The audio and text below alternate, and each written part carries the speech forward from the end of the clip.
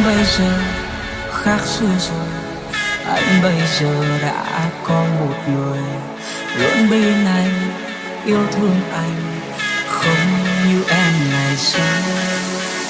Chẳng bao giờ em nghĩ cho anh, chẳng bao giờ em biết mong biết chờ. Em sống ở thơ, em quá nghi ngờ, em coi anh như người trong mơ.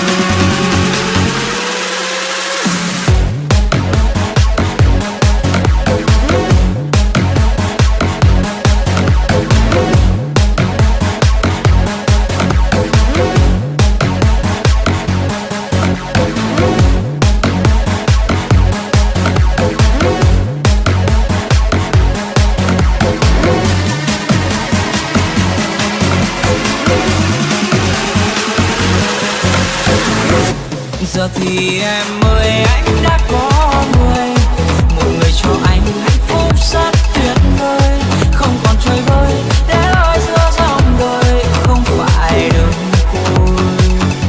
Em giờ ra sao, có vui hơn không nào? Nghe người ta nói với anh em khổ đau, cuộc tình về sau không tốt như anh đâu, phải không?